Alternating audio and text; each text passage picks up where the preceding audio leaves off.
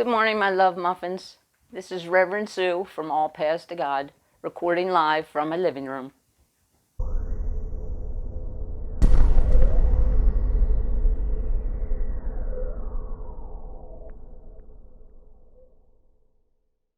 Well, today is week 9, and it's Mother's Day.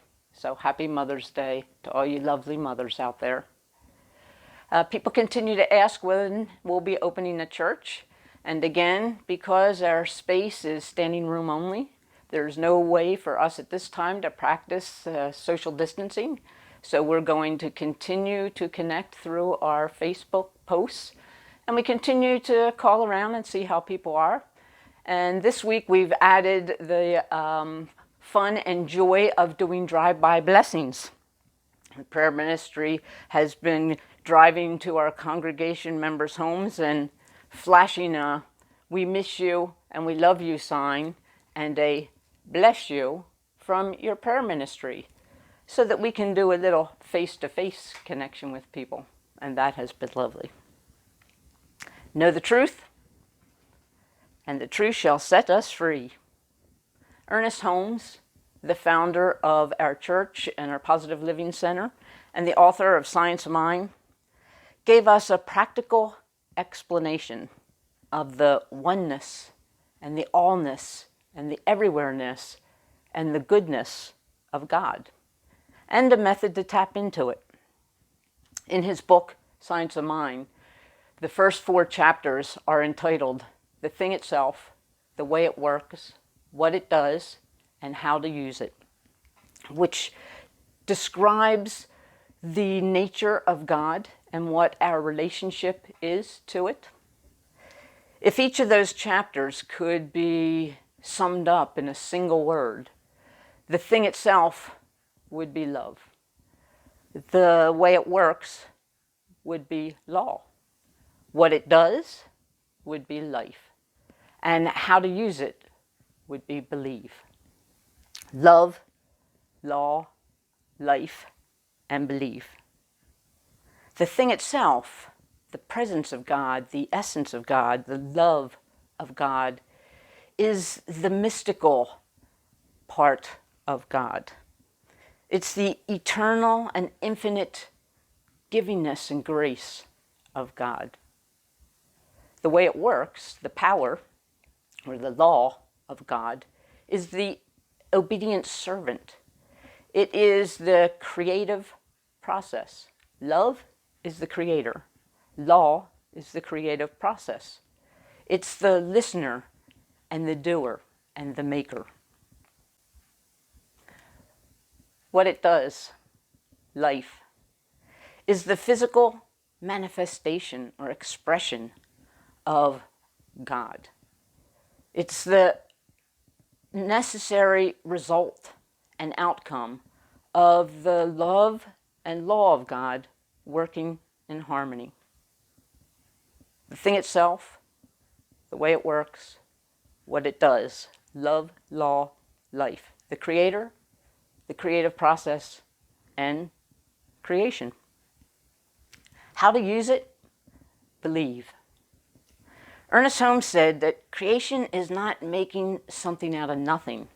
It's making something out of one thing, out of God.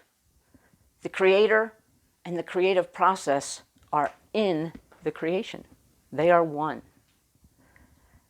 The saying goes that not only is the drop of water in the ocean, but the ocean is in the drop of water. So not only are we in God, but God is in us. However, we have been left alone to discover ourselves. We are never alone, nor could we be, because there is no separation between the oneness of everything, between us and the Creator. But we have been left alone to discover the truth of who we are and our relationship. To discover that love and law and life, the very essence and substance and expression of God, flow to and through and as us.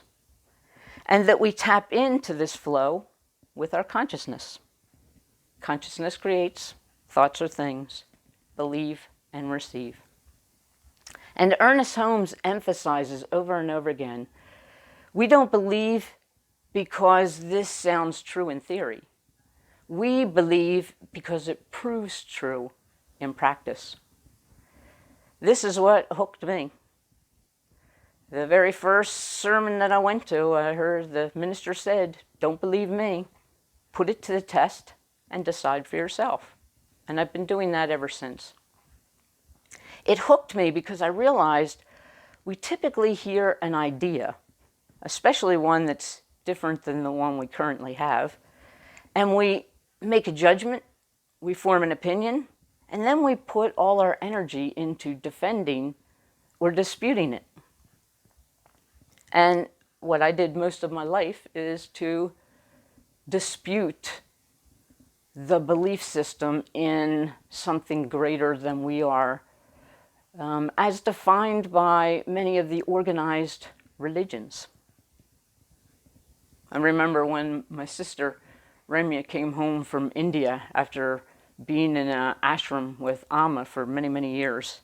She told me how life's energy is in everything. Everything is alive. Everything is part of the Creator.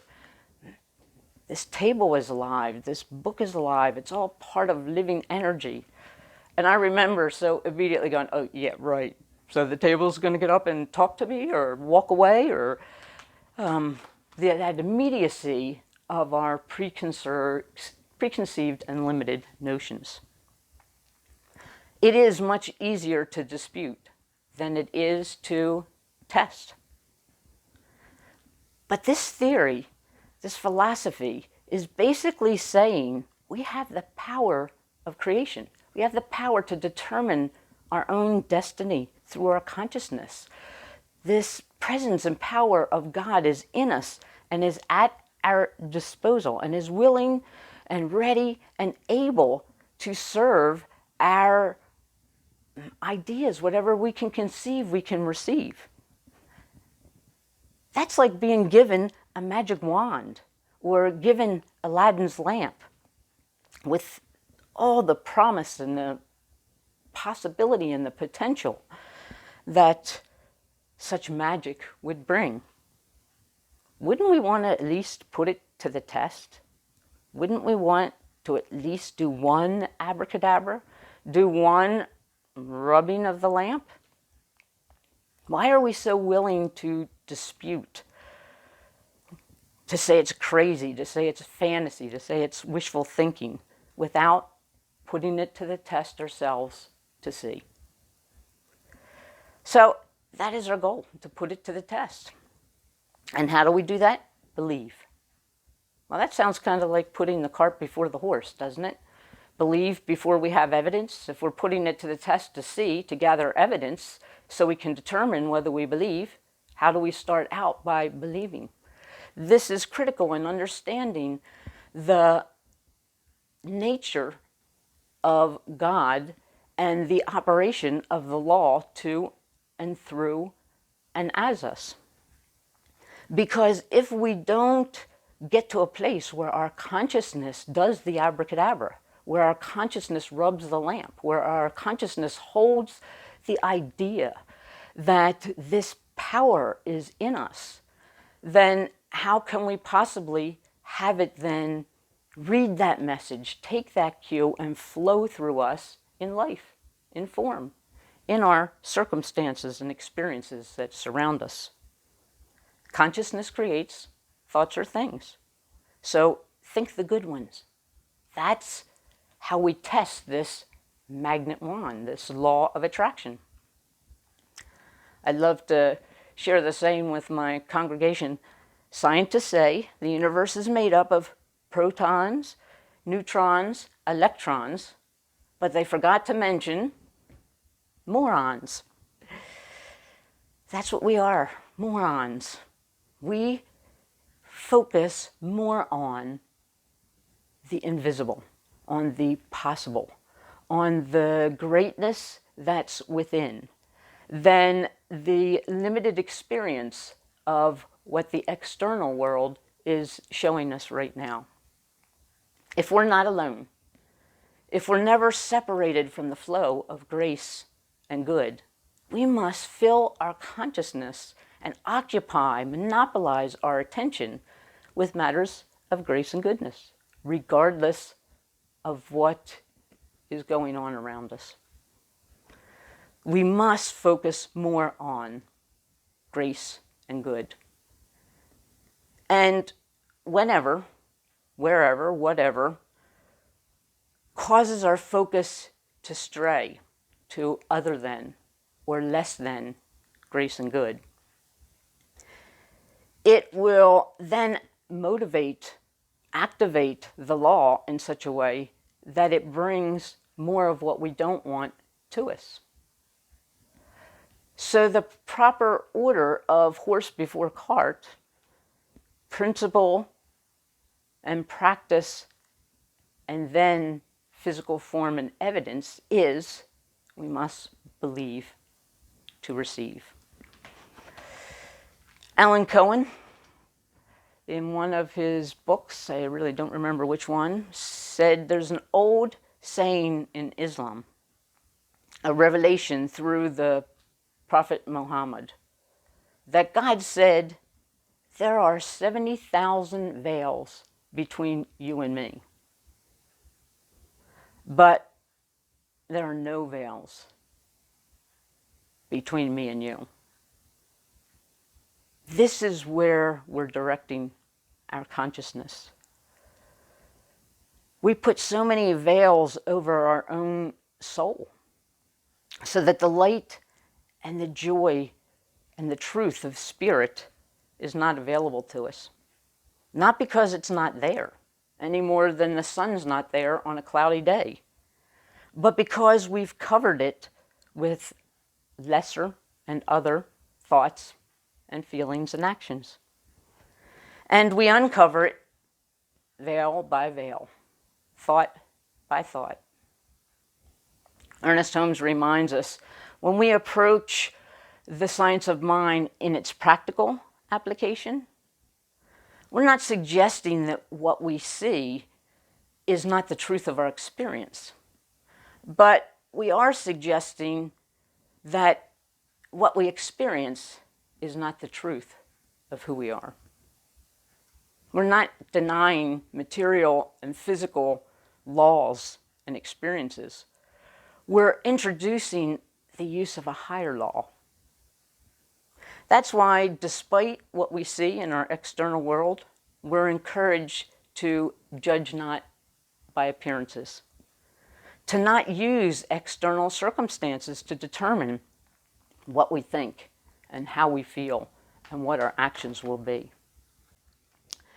But being newly awakened, aware, we don't always maintain our focus and our feelings on truth and love, on possibility and potential, on grace and goodness, even though we believe it. And we get stuck in a mind field, an MIND field of lack and limitation. And since we're not separate from the Creator and the creative process, then that direction of consciousness creates more of what we don't want.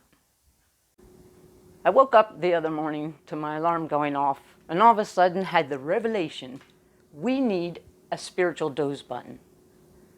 For any of my peeps out there that are not morning people, you know exactly what I mean. Think about the purpose and the use of a doze button. We know we want to wake up, awaken, when we're thinking clearly and deliberately. We set that intention the night before. We make a plan for knowing that we're likely to be sidetracked from that intention when it comes time to wake up. So we set our alarm. And here we are, sound asleep. And at that moment, we are so immersed in another experience that we can't even fathom that there is another reality, that there is an alternative truth to what we're experiencing that moment.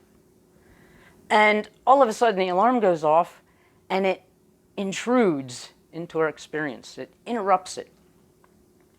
And there's a flash of this otherness, of this elsewareness, of this something else that we could be or should be doing.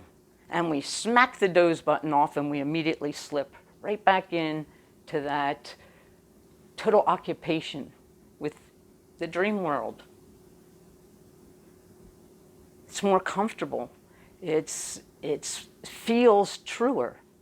And that's where we want to be. Even though the night before, in clear thinking, we knew we wanted to awaken. But at this moment, we're in this minefield of a different experience. And then the noise, the alarm, sounds again. And again, it intrudes and it interrupts our experience. And we reach over and we smack it off. And then we lie our head back down and we get ready to immerse ourselves back into that dream state. Only this time, it's a little harder to re-engage that. There's a little bit more of our consciousness now that's split off and is aware of an alternative experience. And we go through this cycle over and over and over again until slowly but surely we're focused more on our waking up than we are in our sleeping dream experience. This is exactly what we need to bring to our spiritual practice. And for those of us that are really tenacious in getting stuck in our mind field and our alternative experience despite what we intended to do, they have all sorts of creative inventions of how to do alarms. One I just saw was called Shake and Wake, and it has says 7 funny, humorous lines that are so funny you can't resist laughing. Like that will wake you up and intrude on this state that's preventing you from awakening. Then they have this invention, a university student created, I don't remember her name. It's called Clocky. It's an alarm clock on wheels. And it makes this high-pitched, obnoxious sound, and it jumps off your table, and it runs around your room, screeching, making this noise, constantly turning, going under things, hiding. Well, that one you can't just reach over and smack off. So it actually requires you to get out of bed and chase the little thing around the room.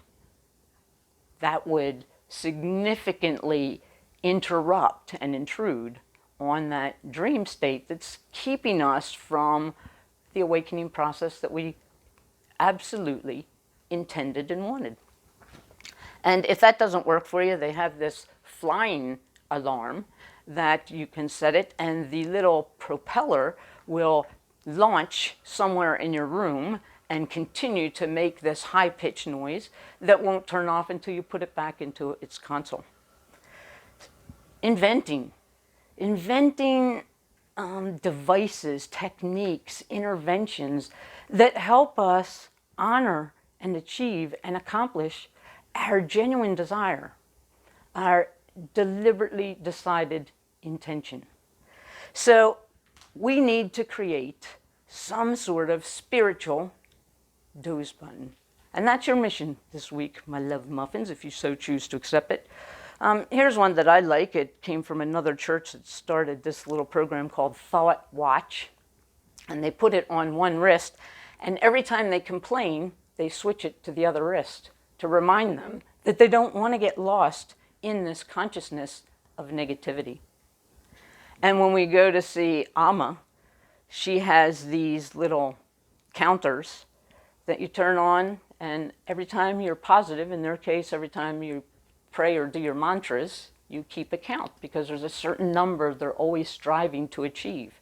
Obviously, as we increase that number, we are focusing more on the positive, the deliberate intention, than we are on those things that take over our consciousness just by force of conditioning and habit. So my love muffins, your mission is find your spiritual Doze button. Find what it is that will help you interrupt those minefields. And as fast as possible, as repetitious as possible, put you back on the path of your deliberate consciousness of knowing and seeing and feeling and acting upon the grace and the goodness of God. Scientists say the universe is made up of protons and neutrons and electrons, but they forgot to mention morons, and that's us. We focus more on the good. We focus more on the love, the joy, the peace, the harmony, regardless of what is going on around us. And we watch that multiply, amplify, and expand in our life experience. We didn't come this far to only come this far. So, my dear love muffins, we know what we need to know to do what we need to do. Now we just need to find a way to do it. So go forth and invent your spiritual Doze button. We are the people. Now is the time, and this is the way. Namaste, my love muffins, and happy Mother's Day.